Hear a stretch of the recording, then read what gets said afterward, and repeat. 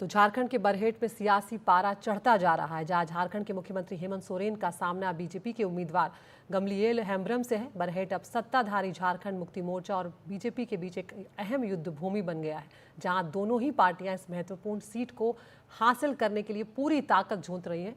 और हेमंत सोरेन ने भी बरहेट का प्रतिनिधित्व किया है। हमारे साथ खास बातचीत में गमलिएल हेम्ब्रम ने इस चुनाव के लिए अपनी रणनीति और विजन को साझा किया और बताया कि क्यों उन्हें लगता है कि इस बार वो मौजूदा विधायक पर बढ़त बना सकते हैं।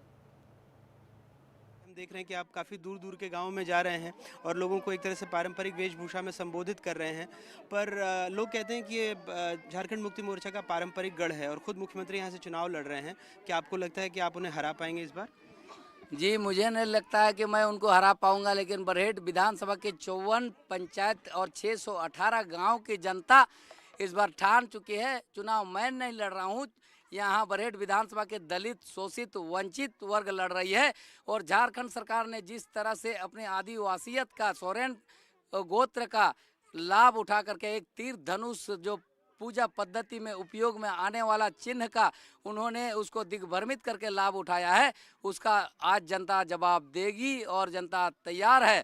और 20 तारीख को मतदान जो है वो एक औपचारिकता रह गया है और 23 तारीख को मतगणना में हम लोग को सिर्फ सर्टिफिकेट लेने के लिए हम लोग को जनता ये तैयार है। कुछ और मेरे सवाल हैं, क्योंकि आप ये आपके बारे में पता लगेगा, फुटबॉल के भी शौकीन हैं और इलाके में लोगों को बहुत बढ़ावा भी दिया फुटबॉल वगैरह खेलने में, तो विधायक बनने के बाद फुटबॉल खेलेंगे?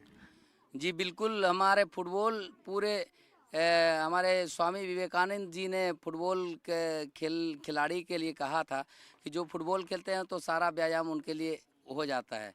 ठीक है, तो हम लोग फुटबॉल खेलते हैं तो सब प्रकार के सूर्य नमस्कार मंत्र में जितने भी व्यायाम है, व्यायाम योग है, सभी आसनों का उसमें पूर्ति हो जाता है। तो हम लोग इसीलिए फुटबॉल खेलते हैं और खेलते भी रहेंगे। और पूरे संथाल में सभी घर में आपको फुटबॉल खिलाड़ी मिलेंगे, लेकिन उनको मौका नहीं मिल पाता है। आप जानते हैं जमैका के उसेन बोल्ट ने 9 सेकंड में 100 मीटर की दौड़ तय कर ली, लेकिन उससे भी 8 सेकंड में मैं आपको दावे के साथ कह सकता हूं, यहाँ का जो भैंस चराते हैं वैसे लड़के हैं जो पहाड़ पर दौड़ कर चढ़ते हैं और लकड़ियां तोड़ कर लाते हैं यूं मिनट में। ऐसे ही मजाक मजाक में पूरा बड़ा बड़ा बोझा, 2-2 बोझा लाते हैं। वो अगर मौका मिले अंतर्राष्ट्रीय स्तर पर वो, तो उसेन बोल्ट को भी फेल करके, उनके रिकॉर्ड को भी फेल करके वो 8 सेकंड में 100 मीटर की दौड़ तय करेंगे। ये हमें पता है। मुझे इस क्षेत्र में कितने प्रतिभावान छात्र छात्राएं हैं, युवा युवतियां हैं।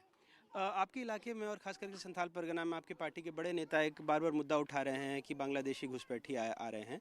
क्या आपके क्षेत्र में भी ऐसी कोई समस्या है? क्योंकि बगल के पाकुड़ को लेकर के ऐसे कई सवाल हैं कि जमाई टोला बना दिया या बाकी की चीज़ें। क्या आपके इलाके में भी ऐसी समस्या दिखती जी है? बिल्कुल, ये एक बहुत गंभीर विषय है और इस गंभीर विषय में हमारा मानना है कि प्रदेश और केंद्र को दलगत राजनीति से ऊपर उठ करके इस पर विचार करने की आवश्यकता है।